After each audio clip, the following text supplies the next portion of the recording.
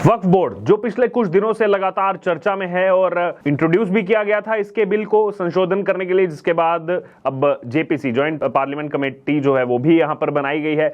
लेकिन इसी बीच आपको ये भी बता दें कि जो वक्फ बोर्ड के लिए मुस्लिम पर्सनल लॉ बोर्ड है उसने सीधे तौर पर कह दिया कि हम जो इसको स्वीकार नहीं करेंगे। अब यहां पर बड़ा दावा जो है वो अरशद मदनी की तरफ से किया जा रहा है, लेकिन ये जो इनकी तरफ से दावा किया गया है वो खुद में हास्यास्पद है। और साथ ही साथ आपको ये भी बता दें कि लोग उसको जोड़ करके देख रहे हैं कि देखिए कितना प्रयास किया जाता है इन विपक्षी लोगों की तरफ से कि सरकार में फूट डालो, सरकार किसी तरह गिर जाए, मोदी सरकार गिर जाए, लेकिन उसमें ये लगातार विफल होते ही नजर आते हैं।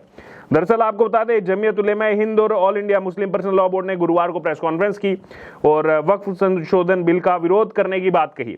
लेकिन इसी बीच कॉन्फ्रेंस में यह भी दावा किया गया कि नीतीश कुमार और नायडू ने वक्फ बिल का विरोध करने की बात कही है। देखिए दावा इसीलिए किया गया क्योंकि वो चाहते हैं किसी ना किसी तरीके सरकार में जो है वो खटपट हो जाए, सरकार में खटपट होगी तो सरकार गिर जाएगी। ये प्रयास तो लगातार अलग अलग विपक्षी जो भी यहां पर इकोसिस्टम है वो चाहता है कि ऐसा हो। देखिए हाल ही में लोकसभा में वक्फ संशोधन विधेयक को पेश किया गया था जिस पर विपक्षी दलों ने जमकर हंगामा मचाया था। इसके बाद वक्फ बिल को संसद की जेपीसी समिति के पास भेज दिया गया था। अब माना जा रहा है कि इस बिल पर विस्तार से चर्चा के बाद फिर से इसे संसद में पेश किया जा सकता है। और इसी बीच गुरुवार को जमीयत उलेमा हिंद और all India Muslim personal law board की प्रेस कॉन्फ्रेंस हुई। इसमें मौलाना अरशद मदनी और मौलाना खालिद सैफुल्लाह रहमानी ने दावा किया है कि मोदी सरकार की दो अहम साथी टीडीपी और जेडीयू के अध्यक्ष जो हैं चंद्रबाबू नायडू और नीतीश कुमार के ने जो है वक्फ संशोधन विधेयक के विरोध करने की बात कही है।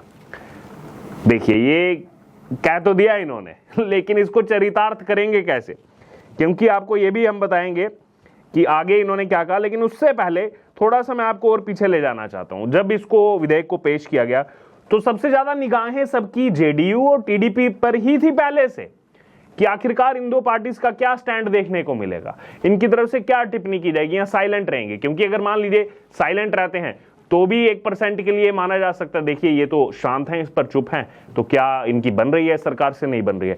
लेकिन जब संसद में इसको पेश किया गया तो सीधे तौर पर जेडीयू टीडीपी ने जो है खुले तौर पर समर्थन किया बीजेपी का इस बिल पर। और ना ही केवल समर्थन किया बल्कि विपक्ष को आड़े हाथों भी लिया। जेडीयू के लल्लन सिंह ने तो इस प्रकार से उस समय कांग्रेस पार्टी को आड़े हाथों लिया था, वो शायद अब तक कांग्रेस के नेता अब तक भूल भी नहीं पा रहे होंगे उस बात को। और केवल जेडीयू के लल्लन सिंह ही नहीं बल्कि टीडीपी की तरफ से भी यहां पर खुले तौर पर समर्थन किया गया था इस बिल का। लेकिन अब कुछ तो बचा नहीं है अरशद मदनी के पास बोलने को, मुस्लिम पर्सनल लॉ बोर्ड के पास। तो किसी ना किसी तरीके उनको इस तरीके की बयानबाजी करनी है, क्योंकि ये भी तो एक पॉलिटिक्स का हिस्सा है कि एक मीडिया के अंदर एक शगुफा छोड़ दो, उसके बाद जो है अपने आप ही जो है खटपट हो जाएगी सरकार में। लेकिन अभी तक ऐसा कुछ देखने को मिला नहीं है कि जो एनडीए की इस बार सरकार बनी है इसमें कोई खटपट हो रही हो। सब एकजुट एक आवाज में नजर आ रहे हैं। जी हां, आपको बता दूं कि लल्लन सिंह ने इसको लेकर के खुद संसद में कहा था कि ये जो है एक कानून से बंधी हुई संस्था है। लल्लन सिंह जो जेडीयू से आते हैं, जिस जेडीयू की अभी ये बात कर रहे थे अरशद मदनी की जेडीयू साथ छोड़ देगी, जेडीयू जो है हमारे समर्थन में आ जाएगी। क्यों आएगी जेडीयू आपके समर्थन में?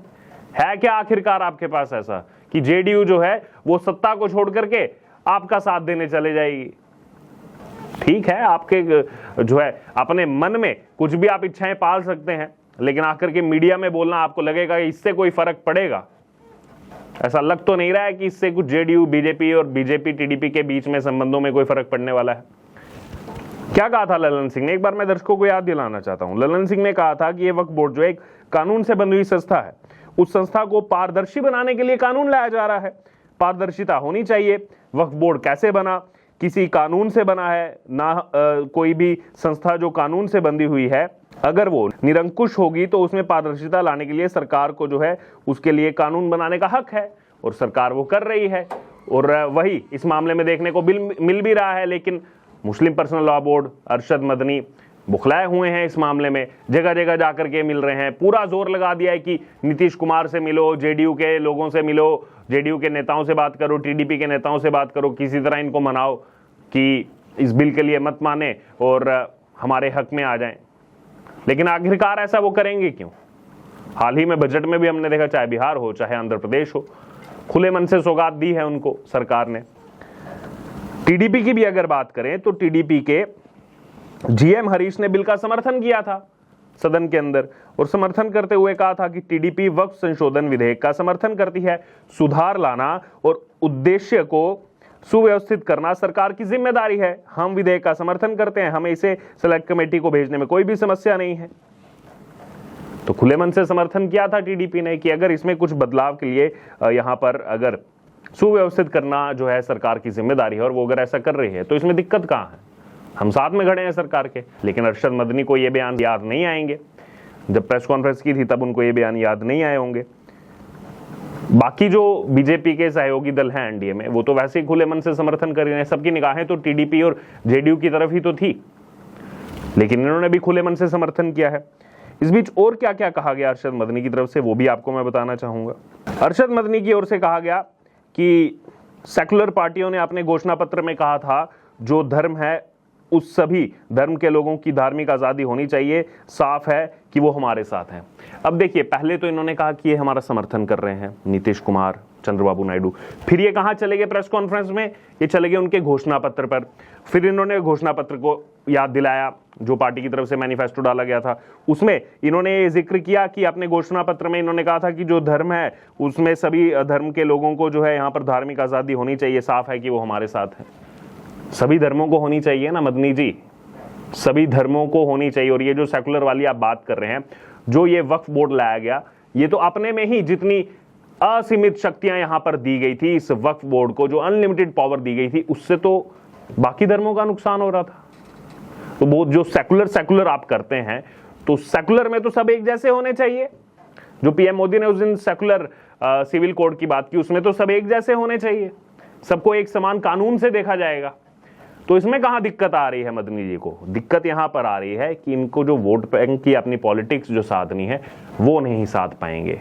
वक्फ बोर्ड ने क्या क्या किया है इतने कम समय में, इतनी जमीन वक्फ बोर्ड के पास होगी, रेलवे सेना के पास सबसे ज्यादा जमीन जो है वक्फ बोर्ड के पास, कहां से आई उसके पास इतनी जगह? कह रहे हैं हम लोगों ने दी, आप लोगों के पास कहां से थी इतनी जगह?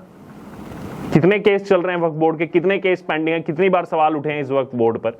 इतने कम समय में कैसे इतनी जमीनों का मालिक वक्फ बोर्ड बन गया? क्योंकि वो अनलिमिटेड पावर दी गई थी वक्फ बोर्ड को। तो तब कौन सा सेकुलरिज्म का पाठ पढ़ा रहे थे मदनी जी? तब कौन सा जो है सभी धर्मों के लिए आजादी की बात हो रही थी? क्यों चाहिए, अलग से क्यों चाहिए यहां पर आपको वक्फ बोर्ड, क्यों चाहिए? इसका जवाब देंगे आप? अपनी धार्मिक इनको आजादी चाहिए, बाकियों का क्या है? बाकियों के बारे में थोड़ी ना सोचना है इनको। आगे ये भी कह रहे हैं कि उद्धव ठाकरे और कई अन्य नेताओं का भी जो है वक्फ बिल के विरोध में बयान आया है। वो तो विपक्ष का हिस्सा है ना उद्धव ठाकरे, वो तो दिखा ही चुके हैं उद्धव ठाकरे तो अपना असली रंग, वो पहले ही दिखा चुके थे। पालघर वाला जब काम हुआ था या फिर कांग्रेस के साथ जब मिलकर के सरकार बनाई थी, वो तभी उद्धव ठाकरे दिखा चुके थे कि उनकी सोच क्या है। तो अगर आपको लग रहा है कि उद्धव ठाकरे के आपके समर्थन में बोलने से जो है यहाँ पर इस बिल को हम रोक देंगे, तो ठीक है, सोचते रहिए, आपका अपना मन है, आप अपने मन में कुछ भी ख्याली पुकाव पुला सकते हैं कि उद्धव ठाकरे का समर्थन मिल गया तो यानी कि हम इसको रोक देंगे, क्योंकि लग तो नहीं रहा कि टीडीपी और जेडीयू जो है वो आपके साथ जाने वाली है। बहरहाल आपको क्या लग रहा है इस पूरी खबर पर? ये क्यों कहा गया अरशद मदनी की तरफ से, जबकि जेडीयू टीडीपी का स्टैंड पहले से क्लियर है और उद्धव ठाकरे का इसमें वो नाम ले रहे हैं? अब आपकी इस पर क्या राय है, आप जरूर हमारे कमेंट बॉक्स में शेयर करें और बने रहें द न्यूज़ के साथ। धन्यवाद।